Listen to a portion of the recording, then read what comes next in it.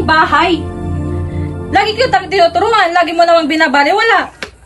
Mahalagang malaman mo ito ngayon, nang hindi ka laging nakaasa sa akin. Nay, alam ko namang gawin yan. Hindi mo na kailangang ulit-ulitin.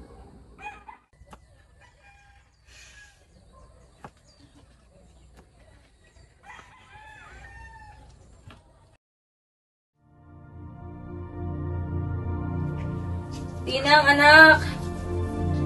Hindi ako makabangon ng sama ng pakiramdam ko. Pwede mo bang isa ng yung lugaw? Nasa lamesa yung sangkap.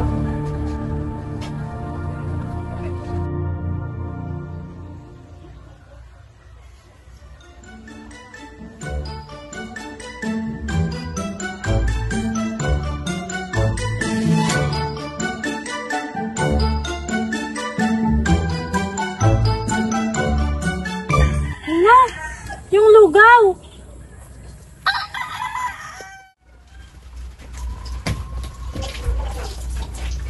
Nay, pasensya na po. Nag-enjoy po kasi ako sa pakikipaglaro. Nakalimutan ko, may naisa lang pala akong lugaw.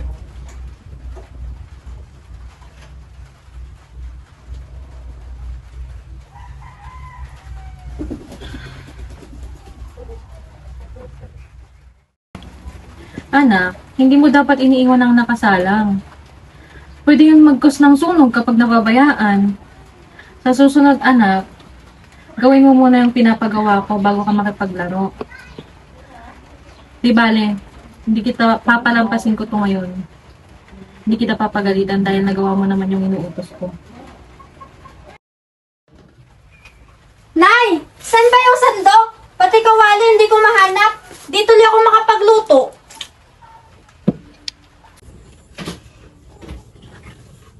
Naku, Pinang! Sana magkaroon ka ng madaming mata para makita mo lahat ng bagay at hindi ka tanong ng tanong sa akin.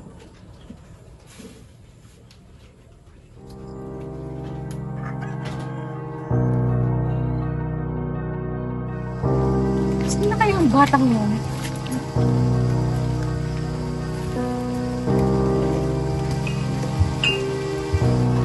Uy, Andeng!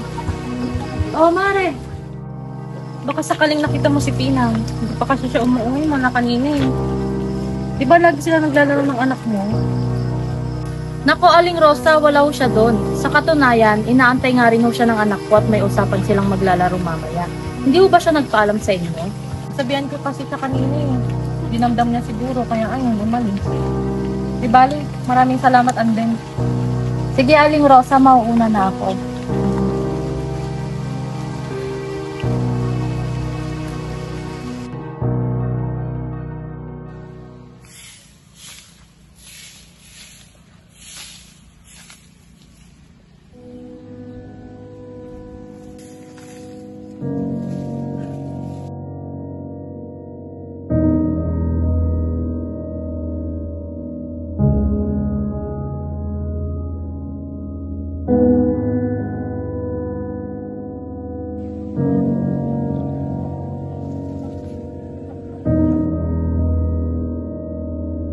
Yun ang ending, di ba? Parang-paraw sa kaso ng kinukuha ni Diskaya. Pero bakit kaya gustong hawakan ni Elias yung kaso yun? Ni isa nga sa atin, walang gustong umawak ng kaso yun.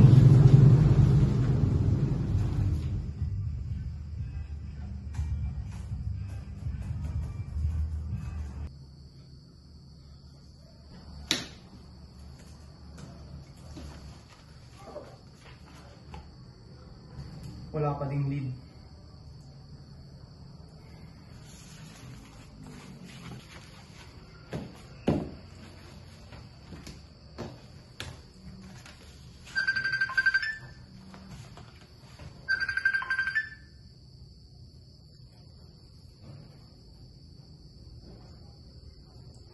Sige, ako na bahala.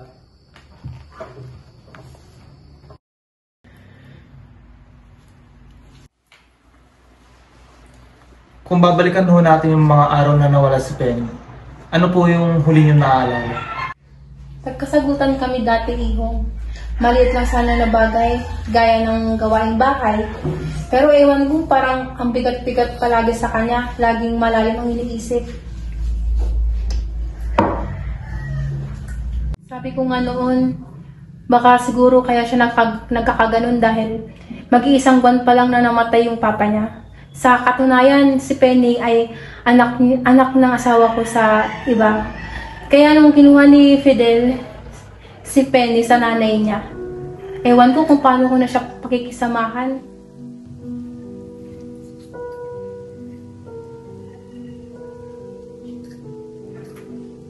Doon ko naramdaman yung bigat. Naiwan akong mag-isa. Mahirap, pero kahit ganun, kahit hindi ko siya tunay na anak, iniisip ko pa rin yung kapakanan niya. Minsan nga, iniisip ko na parang ako na lang yung mali ang paraan. Sobrang hirap ko kasi mabuntis noon. Kaya nung dumating si Penny, parang milagro, parang nabuo ulit yung buhay namin. Ayun lang, nung sunod-sunod na yung problema, parang nagbago na rin siya. Sa simpleng gawaing bahay, parang hindi na siya nakikinig. Ayun.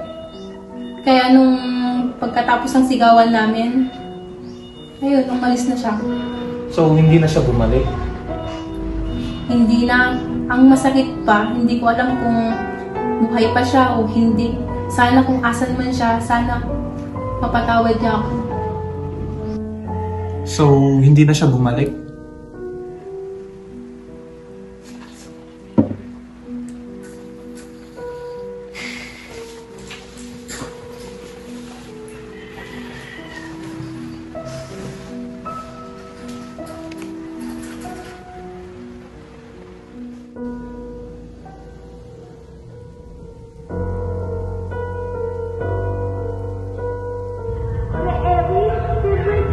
Penny ko na yan. Kasing pretty ng pin niya. Pag nawala ako, hahanapin mo ako, ha? Kuya, sabi ko ba si Penny? Siyempre naman. Kasing pretty ng pin niya. Pretty ang Penny ko na yan. Kuya, pag nawala ako, hahanapin mo ako, ha? Ano sinasabi mo? Siyempre naman. Huwag mo akong kakalimutan.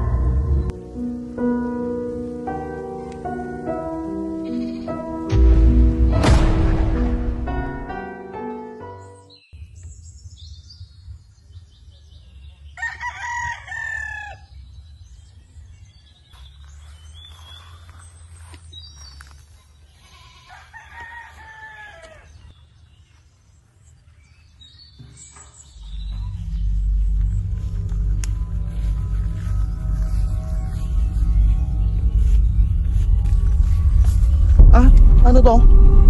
Ano to?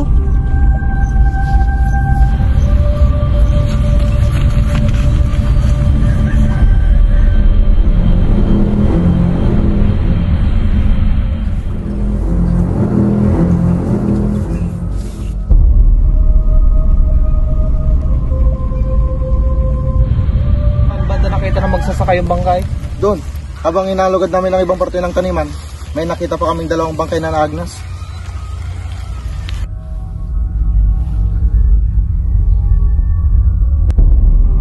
Grabe, itong dalawang to. Mukhang matagal na kumpara sa unang nakita ng magsasaka.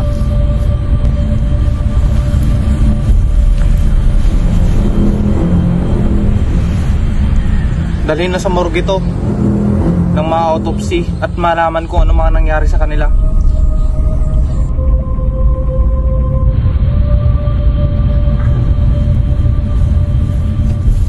Magandang araw ho, mga abala lang. Ano po ba nangyari dito? Sir, sa katunayan ho, matagal nang may nangyayaring ganito. Hindi lang sa ngayon. Tama ho yun, sir. Minsan na pong naimbestigan ng mga polis, pero wala silang makuhang kahit na anong lead. May alam po ba kayo tungkol sa nawawalang dalaga, si Penny? Kilala ng lahat dito yan si Penny, sir. Paano ba naman? Kalat sa buong baryo yung pagiging tamad daw niya. Mismo si Clara pa ang nagpapakalat niya sa anak niya. Pero sir, parang hindi naman totoo. Kasi mukha namang masipag si Penny. Sa mga kaso noon, sa ilang araw na paghahanap, wala pa rin pong natatagpo ang mga bangkay. Hindi po namin alam kung buhay pa po ba yung batang yun. Sige ho, maraming salamat.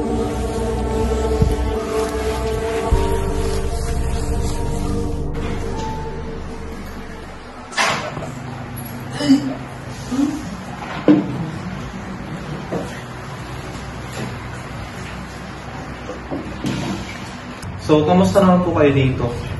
Mag-isa na lang po ba kayo dito sa bahay niyo?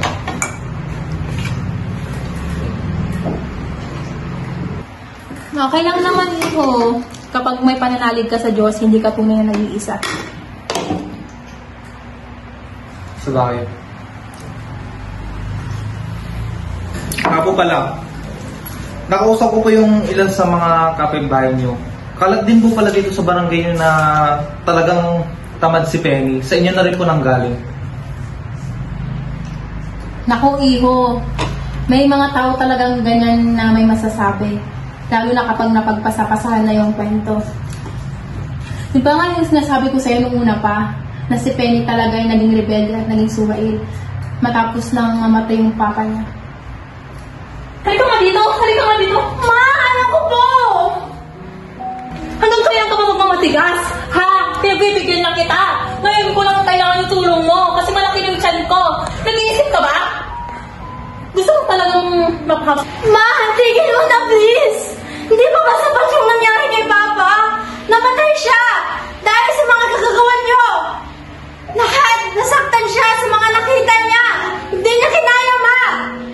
Wala kang kwenta, katulad ka ng papa mo. Wala sa mga inuutos ko, sinunod mo. Pagbibigyan kita ngayon. Ako yung pupunta. Pero pinabalaan kita ha. Isang beses mo na ako sasawayin. Ikaw na pupunta ko sa lumang kwarto.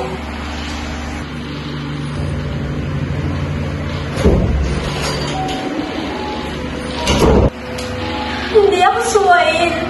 Ayoko lang maging kasambagan sa mga kasamaan mo.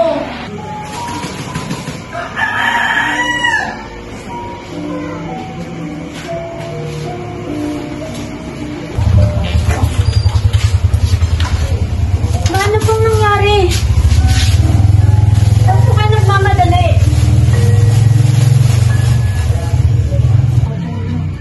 Silipin mo doon sa kwarto, huwag kayo magtatanim pa. Ma? Ma, may dugo! Ninudugo po kayo! Ma! Hindi! Ma! Hindi!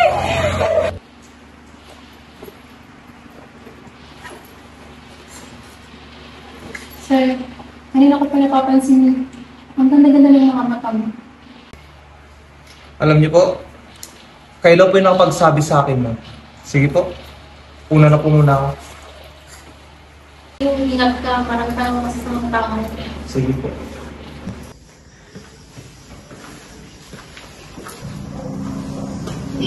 Tignan mo ito, Elias. Ano yung mga ito?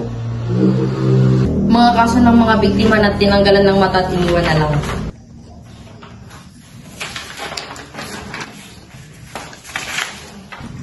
San Quintin, May 18, 2012. Noon pa ito nangyari, hindi lang sa ngayon, at hindi lang sa lugar kung saan natagpuan ng 3 bangkay. Naging kaso na din ito sa ibang baryo. Sige, kailangan ko na din umuwi. Huwag kang masyadong magpagabi. Mainit ka sa mata ng ibang mga tao. Sige.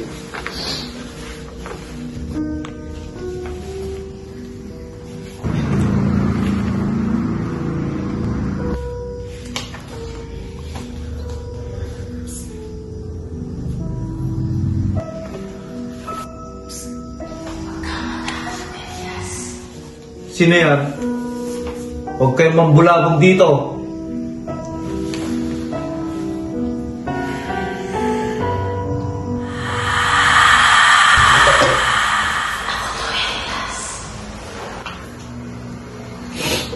Ma!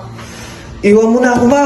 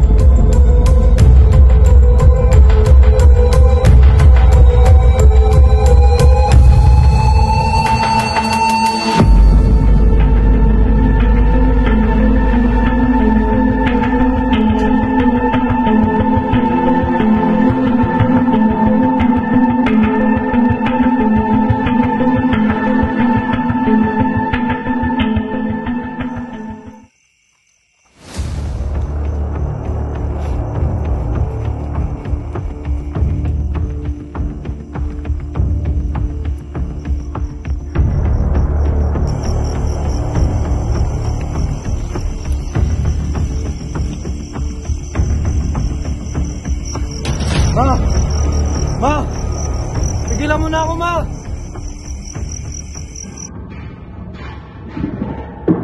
Hindi ka lang sasalubong sa mama mo? Hindi ka kaya bakit ba hindi ka lang din sinama na kamamunutin mo si Penny?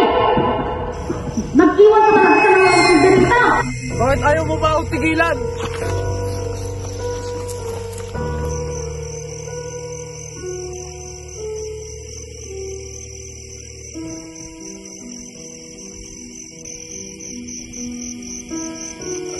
Yan. Sorry.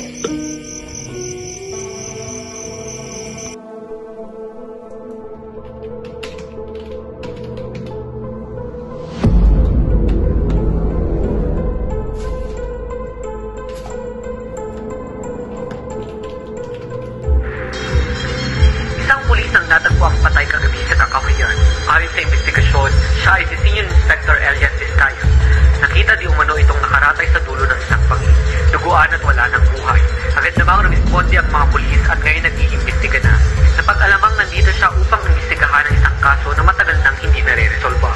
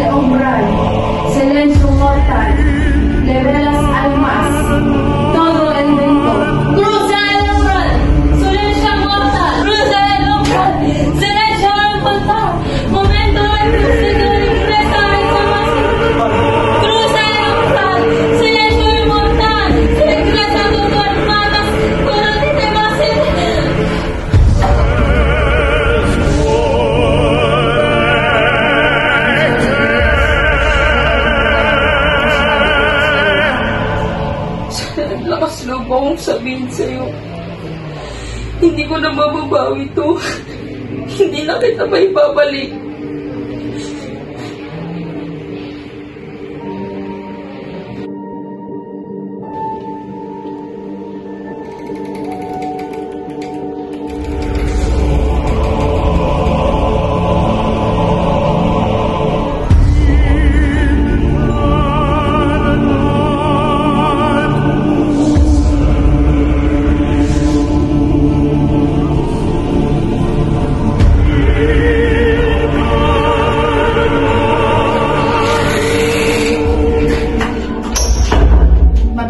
hinihintay kong araw na to.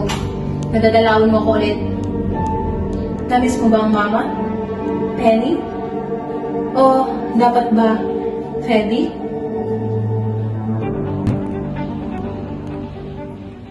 Hindi ako bumalik para sa'yo. Bumalik ako para tapusin ang sinimulan mo. Hindi! Hindi ako pumatay sa anak mo! Ikaw! Dahil yan sa kasakiman mo! Huwag na huwag magbabanggitin ang anak ko! Alam mo, ikaw ang may dahilan kung bakit siya nawala sa akin! Kulubot ng mukha mo. Malayo sa istriktang pinagmamalupitan mo pa ako.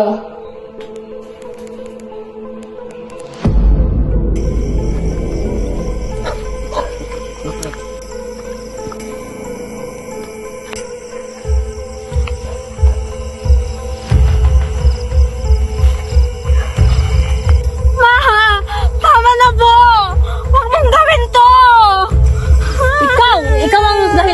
nawala yung anak ko. Kung hindi ka lang nagmatigas, hindi sana kasama ko pa siya ngayon.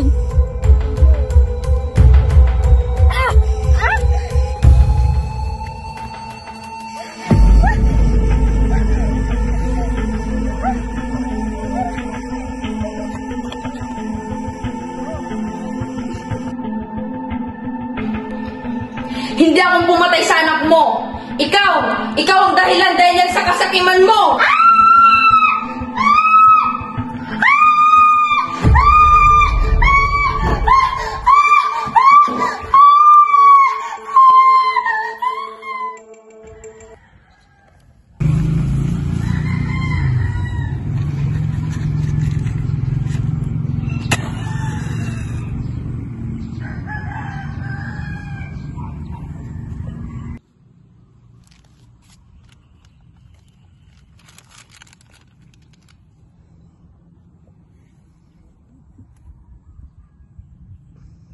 Hello, si Penny Santos ito, ang nawawalang anak ni Clara Santos.